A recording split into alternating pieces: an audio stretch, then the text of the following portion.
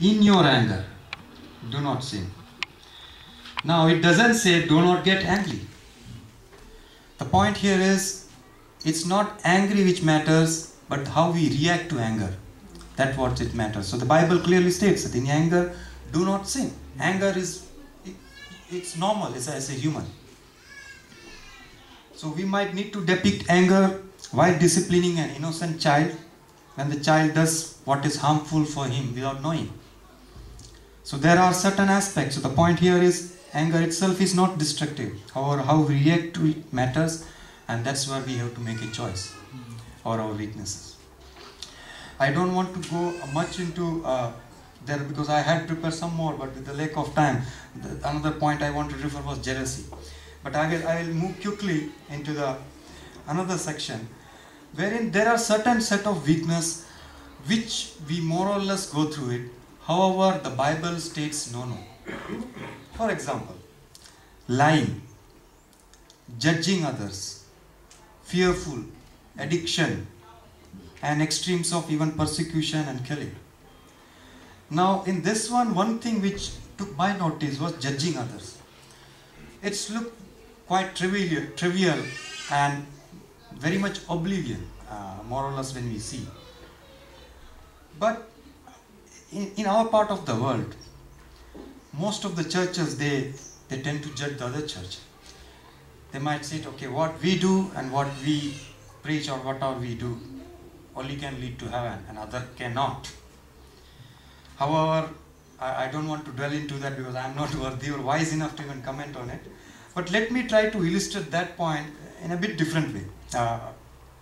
So I would like to read out this, and I hope you be with me.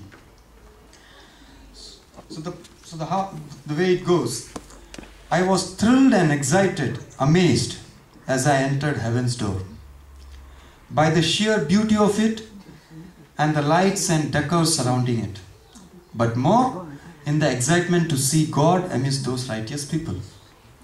Wow, there you go. I saw Pastor David smiling in a corner. I'm at the right place. Then I saw Richard and Norman near him. Wow. I say, Jay and Joy there. Wow. But that was to be short-lived, as I turned my right and I saw Maxwell standing there glaring at me. Now what is he doing here? Am I at the right department of heaven? To add to my worry, I saw Brother Hamid there, near to him, smiling and staring at me. Thankfully he is not here. I was choked. Didn't understand what's going on here. And then, to my disbelief, I saw Josh popping out and jumping around in that right corner. This is too much. I couldn't believe my eyes. How in the world could this happen? I couldn't control myself. I nearly collapsed and almost fainted before God helped me gain my balance. And I asked, what's the deal, God? I would like to hear from you. How would all these people get up here? Is there any mistakes made? And why is everyone so quiet and someone even staring and glaring at me? God said, shh, child. They're all in a state of shock because no one thought they would be seeing you here.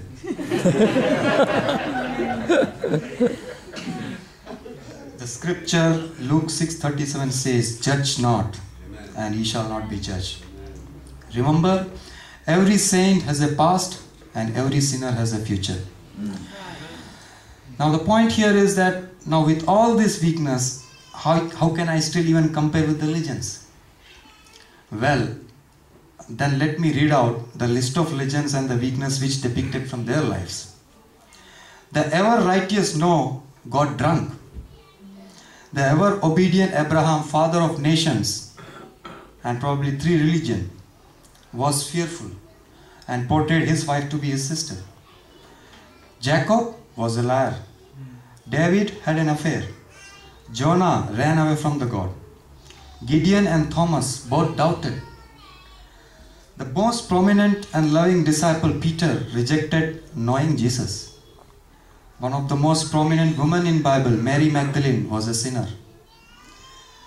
Disciples who saw miracles day in, day out with a naked eye still feared in storm like most of us would.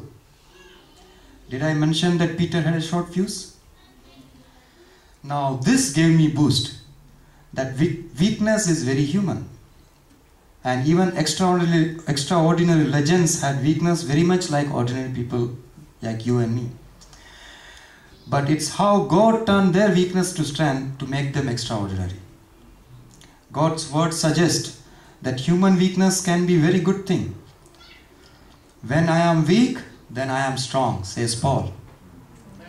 Psalms 34 verse 18 says, "The Lord is near to the brokenhearted and saves those who are crushed in spirit." Again, a sign of weakness and God's empathy towards them. The point which I want to make here, weakness is very human, but God can transform any weakness to strength.